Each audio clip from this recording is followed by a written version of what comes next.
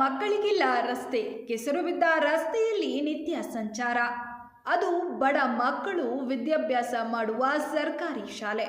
ಮಕ್ಕಳು ಚೆನ್ನಾಗಿ ಓದಿ ತಮ್ಮ ಭವಿಷ್ಯವನ್ನ ಕಟ್ಟಿಕೊಳ್ಳಬೇಕು ಅಂತ ಪಾಲಕರು ಮಕ್ಕಳನ್ನ ಸರ್ಕಾರಿ ಶಾಲೆಗೆ ಕಳಿಸ್ತಾರೆ. ಆದರೆ ಈ ಶಾಲೆಯ ಪರಿಸ್ಥಿತಿ ನೋಡಿದ್ರೆ ಸರ್ಕಾರಿ ಶಾಲೆ ಅಂದರೆ ಹೀಗಿರುತ್ತಾ ಅಂತ ಒಂದು ಕ್ಷಣ ಬೆಚ್ಚಿ ಬೀಳುವುದು ಗ್ಯಾರಂಟಿ. ಹಾಗಾದ್ರೆ ಆ ಶಾಲೆ ಯಾವುದು ಅಂತೀರಾ? ನಾವು ನಿಮಗೆ ತೋರಿಸ್ತೀವಿ ನೋಡಿ. ದೇಶದ ಉತ್ತಮ ಪ್ರಜೆಗಳನ್ನಾಗಿ ರೂಪಿಸುವ ಶಿಕ್ಷಣ ಸಂಸ್ಥೆಗಳು ಮಾದರಿಯಾಗಬೇಕು. ಎಲ್ಲ ಸೌಲಭ್ಯಗಳನ್ನು ಹೊಂದಿ ಶಿಕ್ಷಣದ ಜೊತೆಗೆ ಸಾಮಾಜಿಕ ನೆಲೆಯನ್ನ ವಿದ್ಯಾರ್ಥಿಗಳನ್ನ ರೂಪಿಸಬೇಕು. ಆದರೆ ಯುವ ಶಕ್ತಿಯನ್ನ ರೂಪಿಸಬೇಕಾದ ಶಾಲೆಯಲ್ಲಿ ಮೂಲಭೂತ ಸೌಕರ್ಯಗಳ ಕೊರತೆ ಇದ್ದರೆ ಏನಾಗುತ್ತದೆ? ಬೇಲಿಯೇ ಎದ್ದು ಹೊಲ ಮೇದಂತೆ ಎಂಬ ಗಾದೆ ಮಾತಂತಾಗುತ್ತದೆ. ನೋಡಿ, ನಾವು ಗೇಕ್ರೋಳಿ ಗ್ರಾಮಸ್ಥರು. ನಮ್ಮ ಅಣ್ಣನ ಮಗಳು ಇಲ್ಲಿ ಸ್ಕೂಲಿಗೆ ಸೇರಿಸಿದ್ದು, ನಮ್ಮ ತಮ್ಮನ ಮಗಳು ಸ್ಕೂಲಿಗೆ ಸೇರಿಸಿದ್ರು. ಒಬ್ಬರು ಕೈ ಕಾಲು ಮುರ್ಕೊಂಡು ಹಾಸ್ಪಿಟ್ಲಿಗೆ ಕರ್ಕೋಗಿದ್ರೆ ಅವತ್ತು ಹಿಂಸೆ ಹೋಗೈತಿ. ಈ ಥರಕ್ಕೆ ಮಳೆ ಬಂದು ಈ ಥರ ಎಲ್ಲ ಹೊಟ್ಲೆದ್ದು ಈ ಥರಕ್ಕೆ ವ್ಯವಸ್ಥೆನ ಸರಿಗೆ ಯಾರು ಗ್ರಾಮ ಪಂಚಾಯತಿಯಲ್ಲಿ ಇದು ಕ್ರಮನೇ ತಗೋತಲ್ಲ. ಅದ್ರ ಬಗ್ಗೆ ಒಂಚೂರು ವಿಚಾರಿಸ್ಬೇಕು. ಯಾಕಂದರೆ ಇದೊಂಚೂರು ಜಲ್ಲಿ ಹಾಕಿಬಿಟ್ಟು ಒಂಚೂರು ಓಡರ್ ಸಮ ಮಾಡಿದರೆ ಮಕ್ಕಳಿಗೆ ಯಾರು 4 ಜನಕ್ಕೆ ಅನುಕೂಲ ಆಗುತ್ತೆ. ಅದು ಯಾರು ಕ್ರಮ ತಗೋದಕ್ಕಲ್ಲ. ಸ್ಕೂಲ್ ಮೇಡಮರಿಗೆ ಕೂಡ ಹೇಳಿದ್ರು, ಅವರು ಎಚ್ಚರಿಕೆ ಇದು ಮಾಡ್ತಲ್ಲ. ಸ್ವಲ್ಪ ಆದಷ್ಟು ಒಂಚೂರು ಎಚ್ಚರಿಕೆ ಇದು ಮಾಡಿ.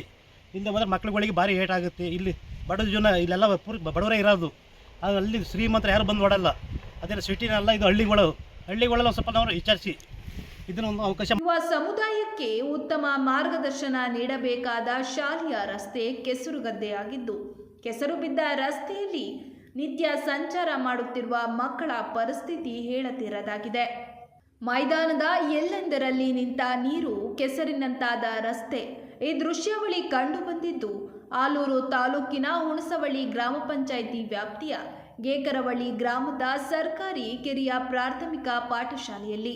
ಸರ್ಕಾರ ಲಕ್ಷ ಅನುದಾನವನ್ನ ಸರ್ಕಾರಿ ಶಾಲೆಗಳನ್ನು ಅಭಿವೃದ್ಧಿಪಡಿಸಲು ಮೀಸಲಿಟ್ಟಿರುತ್ತದೆ. ಆದರೆ ಆ ಅನುದಾನ ಸರ್ಕಾರಿ ಶಾಲೆಗೆ ತಲುಪುತ್ತಾ ಇದೆಯೋ ಇಲ್ಲವೋ ಎನ್ನುವುದೇ ಯಕ್ಷ ಪ್ರಶ್ನೆಯಾಗಿದೆ. ಇನ್ನು ಈ ಬಗ್ಗೆ ಗಮನ ಹರಿಸಬೇಕಾದ ಕ್ಷೇತ್ರ ಶಿಕ್ಷಣಾಧಿಕಾರಿಗಳು ಶಾಲೆಯ ಗುಣಮಟ್ಟವನ್ನು ವೀಕ್ಷಿಸದೇ ಇರುವುದು ದುರಂತದ ಸಂಗತಿಯಾಗಿದೆ. ಈ ಕೂಡಲೇ ಈ ಬಗ್ಗೆ ಸ್ಥಳೀಯ ಗ್ರಾಮ ಪಂಚಾಯಿತಿ ಅಧಿಕಾರಿಗಳು ಹಾಗೂ ತಾಲೂಕು ಪಂಚಾಯಿತಿ ಇಒ ಗಮನ ಹರಿಸಬೇಕಾಗಿದೆ ಎಂಬುದು ಗ್ರಾಮಸ್ಥರ ಮನವಿ. ಒಟ್ಟಾರೆಯಾಗಿ ಸರ್ಕಾರಿ ಶಾಲೆಗಳನ್ನು ಅಭಿವೃದ್ಧಿಪಡಿಸುವ ನಿಟ್ಟಿನಲ್ಲಿ ಸರ್ಕಾರ ಕೋಟಿಗಟ್ಟಲೆ ಅನುದಾನವನ್ನು ಮೀಸಲಿಟ್ಟಿರುತ್ತೆ. ಆದರೆ ಅಧಿಕಾರಿಗಳ ನಿರ್ಲಕ್ಷ್ಯದಿಂದ ಕಾಮಗಾರಿಗಳು ಹಳ್ಳ ಹಿಡಿದು ಬಿಡುತ್ತದೆ. ಇನ್ನಾದರೂ ಈ ಬಗ್ಗೆ ಸಂಬಂಧಪಟ್ಟ ಅಧಿಕಾರಿಗಳು ಹಾಗೂ ಗ್ರಾಮ ಪಂಚಾಯಿತಿಯವರು ಈ ಬಗ್ಗೆ ಗಮನ ಹರಿಸಿ ಸರ್ಕಾರಿ ಶಾಲೆಗಳ ಅಭಿವೃದ್ಧಿಗೆ ಮನಸ್ಸು ಮಾಡ್ತಾರಾ, ಇಲ್ಲ ಮೌನಕ್ಕೆ ಶರಣಾಗ್ತಾರಾ ಕಾದು ನೋಡಬೇಕಿದೆ.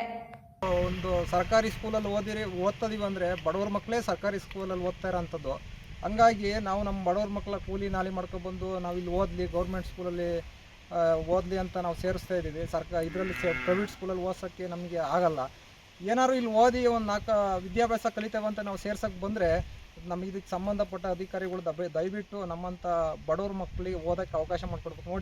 ನೋಡಿ ಫಸ್ಟು ರೋಡ್ ನೋಡಿದರೆ ಇಲ್ಲಿ ಜಾರು ಬಿದ್ದರೆ ಕೈ ಕಾಲು ಮುರ್ಕೊಂಡ್ರೆ ಆಸ್ಪತ್ರೆಗೆ ಕರ್ಕೋಗೋಕ್ಕಾಗಲ್ಲ. ಆಸ್ಪತ್ರೆಗೆ ಕರ್ಕೋಗೋಕ್ಕೆ ನಮ್ಮ ಹತ್ರ ದುಡ್ಡಿರಲ್ಲ. ಅಂಥ ಪರಿಸ್ಥಿತಿಲಿ ನಮ್ಮ ಬಡವ್ರ ಮಕ್ಕಳ ಓದಿಸ್ತಾ ಇರೋದೇ ಇಂಥ ಸರ್ಕಾರಿ ಸ್ಕೂಲ್ಗಳಲ್ಲಿ. ಹಂಗಾಗಿ ದಯವಿಟ್ಟು ಇದಕ್ಕೆ ಸಂಬಂಧಪಟ್ಟಂಥ ಅಧಿಕಾರಿಗಳು ಇದನ್ನು ನೋಡಿ ಇದನ್ನು ಒಂದು ಸ್ವಲ್ಪ ಪರಿಶೀಲನೆ ಮಾಡಿ ಇದಕ್ಕೊಂದು ಕಲ್ಲು ಹೊಡೆದು ಒಂದು ಸ್ವಲ್ಪ ಮಣ್ಣು ಹಾಕ್ಕೊಡಿ ಅಂತ ನಾವು ಕೇಳ್ತಿದ್ದೀವಿ ಈ ಸಂದರ್ಭದಲ್ಲಿ.